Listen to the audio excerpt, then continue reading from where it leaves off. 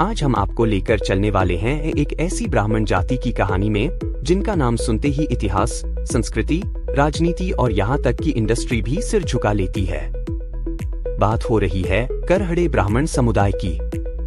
तो अगर आपको जानना है कि कैसे करहड़े ब्राह्मणों ने महाराष्ट्र के छोटे से कराड़ गांव से निकलकर पूरे देश और दुनिया में अपने नाम का परचम लहराया, तो इस वीडियो को एंड तक जरूर देखिए। करहड़े ब्राह्मण का इतिहास क्या है? यहाँ करहड़े ब्राह्मणों के इतिहास को प्राचीन, मध्यकालीन और आधुनिक काल के अनुसार क्रमबद्ध रूप में हिंदी में प्रस्तुत किया गया है। प्राचीन काल। करहड़े ब्राह्मण एक प्राचीन हिंदू ब्राह्मण समुदाय हैं, जिनकी उत्पत्ति महाराष्ट्र के सतारा जिले के कराड़ नगर से मानी जाती है। इसी नगर के नाम पर इस समुदाय को करहड़े ब्राह्मण कहा गया। करहड़े ब्राह्मणों का प्राचीन निवास स्थल करहाटक क्षेत्र माना जाता है, जो तुंगभद्रा नदी से लेकर नर्मदा और गोदावरी नदियों तक फैला हुआ था।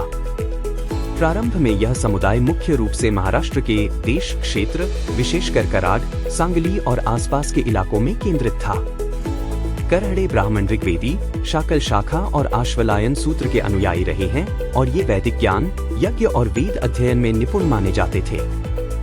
8वीं से 13वीं शताब्दी के दौरान प्राकृतिक आपदाओं और राजनीतिक अस्थिरता के कारण इस समुदाय का बड़ा हिस्सा कोंकण क्षेत्र की ओर प्रवासित हुआ। कोंकण में शिलाहार राजाओं, जो चालुक्य वंश के अधीन थे, ने करहड़े ब्राह्मणों को विद्वान और पुजारी के रूप में संरक्षण दिया।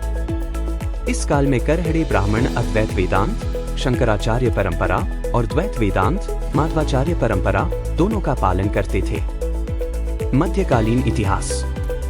मध्यकाल में करहड़े ब्राह्मणों ने कोंकण, गोवा, कर्नाटक, उडुपी और कासरगोड जैसे क्षेत्रों में स्थायी रूप से बसना शुरू किया।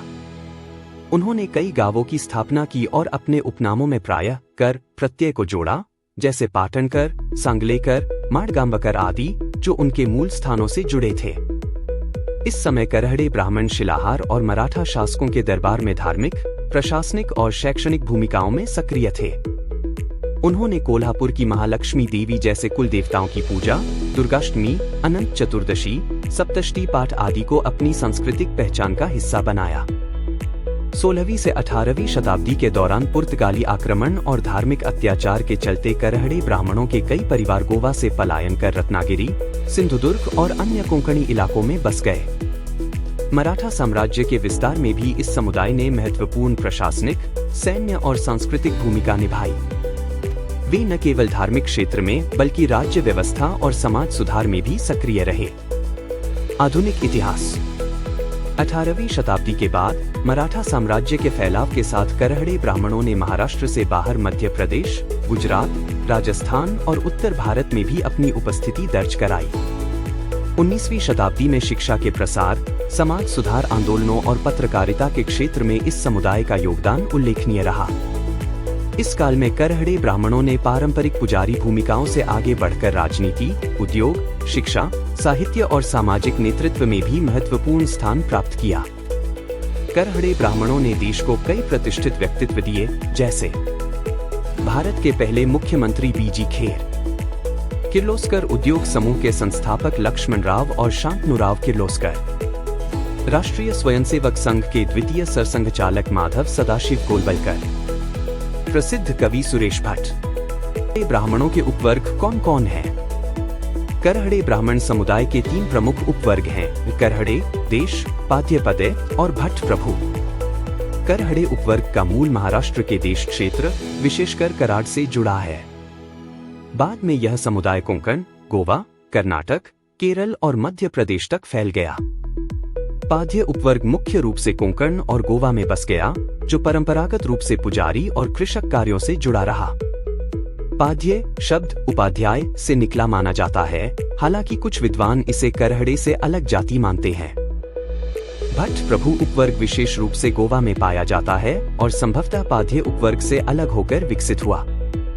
इसके अलावा प्रवासी करहड़े भी मिलते हैं, जो 18वीं शताब्दी में महाराष्ट्र से अन्य राज्यों में बस गए।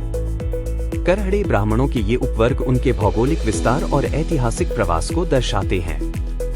करहाड़े ब्राह्मणों के सरनेम क्या क्या हैं? करहाड़े ब्राह्मणों के उपनाम प्रायः उनके मूल स्थान, पारंपरिक पेशे या सामाजिक पहचान से जुड़े होते हैं। इनमें अक्सर कर प्रत्यय का उपयोग देखने को मिलता है, जो किसी स्थान विशेष से संबंध को दर्शाता है। इस समुदाय के प्रमुख उपनामों में पाटणकर, किर्लोस्कर, माडगांवकर, सांगलेकर, भट्ट, जोशी, देशपांडे, कुलकर्णी, गडकरी, ठोसर, साठे, तेंदुलकर, पानसरे और सावंत शामिल हैं। इसके अलावा जोशी, गोखले, करवे, राणाडे जैसे उपनाम भी करहाड़े ब्राह्मणों में मिलते हैं, जो अन्य ब्राह्मण समुदायों में भी पाए जाते हैं, लेकिन करहाड़े ब्राह्मणों में इन उपनामों की अलग सांस्कृतिक पहचान होती है। किर्लोस्कर, मोगे, सरदेसाई और दिवेकर जैसे उपनाम करहाड़े ब्राह्मणों की विशिष्ट पहचान के रूप में माने जाते हैं। इन उपनामों के माध्यम से करहाड़े ब्राह्मणों की ऐतिहासिक विरासत, सामाजिक प्रतिष्ठा और सांस्कृतिक विशेषताओं का पता चलता है। कितनी जनसंख्या है करहाड़े ब्राह्मण की? 1931 की जनगणना के अनुसार महाराष्ट्र में करहाड़े ब्राह्मणों की संख्या लगभग 1 लाख थी। समय के साथ जनसंख्या वृद्धि और प्रवास को ध्यान में रखते हुए वर्तमान में महाराष्ट्र में करहाड़े ब्राह्मणों की अनुमानित जनसंख्या लगभग 2.25 लाख मानी जाती है। यदि भारत के अन्य राज्यों और विदेशों में बसे करहाड़े ब्राह्मणों को शामिल करें तो इनकी कुल संख्या लगभग 3 लाख से थोड़ी अधिक आकी जाती है। हालांकि करहाड़े ब्राह्मणों की सटीक और अद्यतन जनसंख्या के संबंध में कोई आधिकारिक सरकारी आंकड़ा वर्तमान में उपलब्ध नहीं है। सामान्य संदर्भ में भारत में ब्राह्मण समुदाय देश की कुल जनसंख्या का लगभग 5%, लगभग 7 करोड़ लोग हिस्सा है और करहाड़े ब्राह्मण इस विशाल ब्राह्मण समूह का एक महत्वपूर्ण उपवर्ग माने जाते हैं। करहाड़े ब्राह्मण समुदाय की मशहूर हस्तियां कौन-कौन हैं? झांसी की रानी लक्ष्मीबाई। झांसी की रानी कौन नहीं जानता? 1857 की क्रांति में अंग्रेजों से डटकर लड़ी और बहादुरी की मिसाल बन गई। उनका वो अमर वाक्य, मैं अपनी झांसी नहीं दूंगी, आज भी हर देशवासी के दिल में जिंदा है। वे भारतीय स्वतंत्रता संग्राम की सबसे बड़ी महिला योद्धा मानी जाती हैं। लता मंगेशकर, भारत की स्वर कोकिला, जिन्होंने 30,000 से भी ज्यादा गानों में अपनी जादुई आवाज दी। उनकी सबसे बड़ी उपलब्धि भारत रत्न, देश का सर्वोच्च नागरिक सम्मान। लता दीदी भारतीय संगीत की अमर पहचान है। आशा भोसले, लता दीदी की छोटी बहन लेकिन खुद में एक बड़ी हस्ती। आशा ताई की आवाज में इतनी विविधता है कि हर संगीत प्रेमी उनका फैन है। पद्म विभूषण और दादा साहेब फाल्के पुरस्कार उनकी झोली में हैं। MS गोलवलकर, गुरुजी, राष्ट्रीय स्वयंसेवक संघ RSS के दूसरे सरसंघचालक। गुरुजी ने संघ को जमीनी स्तर तक मजबूत किया और पूरे देश में फैलाया। आज भी संघ की विचारधारा में उनका गहरा असर है। BG खेर, बॉम्बे प्रेसिडेंसी के पहले मुख्यमंत्री और आजाद भारत के प्रशासनिक ढांचे की मजबूत नींव रखने वालों में से एक। देश के शुरुआती विकास में उनकी बड़ी भूमिका रही। गणेश वासुदेव मावलंकर, भारत के पहले लोकसभा अध्यक्ष यानी भारतीय संसद के पहले नेता। भारतीय लोकतंत्र की मजबूत नींव रखने का श्रेय इन्हें भी जाता है। गोविंद बल्लभ पंत पराड़कर, उत्तर प्रदेश के पहले मुख्यमंत्री और आजाद भारत के शानदार नेता। उन्हें भारत रत्न से सम्मानित किया गया। स्वतंत्र भारत के विकास में उनकी भूमिका ऐतिहासिक रही। लक्ष्मणराव किर्लोस्कर, किर्लोस्कर ग्रुप के संस्थापक, जिन्होंने भारत में औद्योगिक क्रांति की नींव रखी। अगर आज भारत में मशीनरी की दुनिया मजबूत है तो इसका श्रेय इन्हें भी जाता है। यशवंत दिनकर पेंढारकर, मराठी के लोकप्रिय कवि, जिनकी कविताएं आज भी जनवरी से जनवरी में गूंजती हैं। भावनाओं को सीधा दिल तक पहुंचाने की कला में माहिर। अन्ना साहेब किर्लोस्कर, मराठी नाट्य संगीत के जनक, जिन्होंने रंगमंच को एक नया जीवन दिया। मराठी संगीत रंगभूमि में क्रांति लाने का सबसे बड़ा श्रेय इन्हें जाता है। मोरोपंत पराड़कर, मराठी के महान कवि, जिनकी कविताएं आज भी प्रेरणा और आध्यात्मिक ऊर्जा का स्रोत मानी जाती हैं। विष्णु सखाराम खांडेकर, ज्ञानपीठ पुरस्कार से सम्मानित मराठी साहित्यकार, जिनकी रचनाओं ने मराठी साहित्य को नई ऊंचाइयां दी। दुर्गा भागवत, प्रख्यात लेखिका, विदुषी और आलोचक। उन्होंने मराठी साहित्य और समाज को अपने विचारों से नई दिशा दी।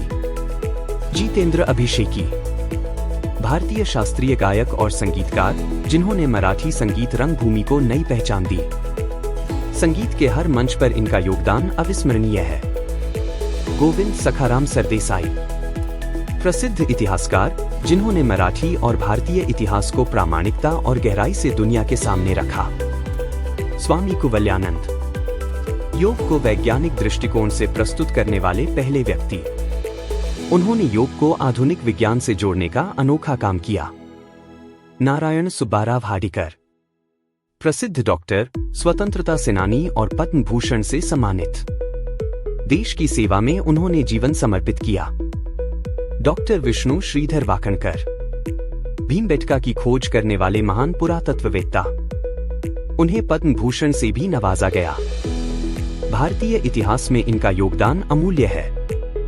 बाल शास्त्री जांभेकर, मराठी पत्रकारिता के जनक, जिन्होंने समाज में शिक्षा और जागरूकता का दीप जलाया। महाराष्ट्र में आधुनिक पत्रकारिता की शुरुआत का श्रेय इन्हें जाता है।